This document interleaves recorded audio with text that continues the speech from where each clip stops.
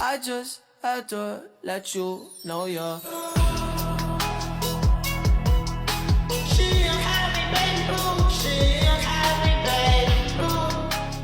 Di sini saya akan menjelaskan tentang kontrol produktivitas. Jadi, kontrol produktivitas adalah serangkaian aktivitas untuk mengukur, memantau, mengevaluasi, dan menyesuaikan kinerja proses produksi atau pekerjaan agar mencapai target output yang diinginkan dengan efisiensi dan optimal. Lalu ada tujuan. Yang pertama, meningkatkan keamanan, yaitu memastikan bahwa proses produksi aman bagi karyawan dan lingkungan. Yang kedua, meningkatkan efisiensi, mengoptimalkan penggunaan sumber daya seperti tenaga kerja, bahan, peralatan untuk meningkatkan output. Yang ketiga, meningkatkan kualitas, yaitu memastikan bahwa produk atau jasa yang dihasilkan memenuhi standar kualitas yang ditetapkan. Dan yang keempat yaitu mengurangi biaya, mengidentifikasi dan menghilangkan pemborosan atau inefisiensi dalam proses produksi.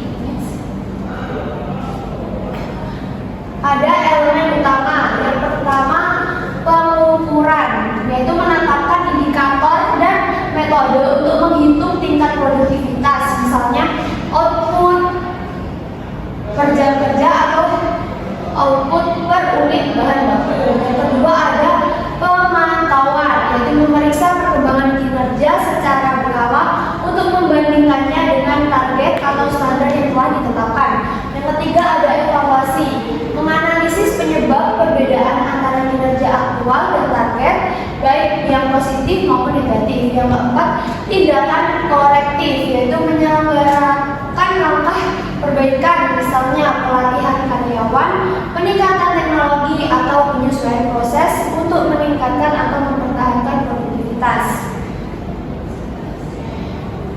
Ada indikator produktivitas. Yang pertama, waktu penyelesaian kerja. Yang kedua, kualitas hasil kerja. Yang ketiga, jumlah output yang dihasilkan. Dan yang terakhir, pemanfaatan sumber daya. Lanjut, faktor yang mempengaruhi produktivitas yang ada dua, yaitu faktor internal, yaitu kompetensi dan motivasi karyawan, ketersediaan dan kualitas peralatan seperti komputer, perangkat lunak, dan lain-lain. Terus sistem kerja dan prosedur yang berlaku, lingkungan kerja dan hubungan antar rekan kerja, tata kelola informasi dan dokumentasi. Yang kedua ada faktor eksternal, yaitu teknologi yang berkembang, peraturan dan kebijakan pemerintah, kondisi pasar dan kebutuhan pelanggan, dukungan dari pihak luar. Baik, dilanjut oleh saya. Yang pertama, menetapkan standar penunjukan target dan kriteria produktivitas yang jelas dan terukur. Yang kedua, membandingkan dengan standar dan menganalisis perbedaan antara kinerja aktual dan target. Ketiga, melakukan tindakan kolektif, mengambil langkah perbaikan atau menyesuaikan sistem atau kerja. Lalu yang keempat, mengidentifikasi penyebab perbedaan, meneliti faktor-faktor yang menyebabkan penyimpangan. Dan yang terakhir, mengukur kinerja aktual, mengumpulkan data tentang hasil kerja dan waktu yang digunakan. Pada produktivitas, yang pertama, mengoptimalkan penggunaan sumber daya, tenaga kerja, bahan peralatan, dan meningkatkan.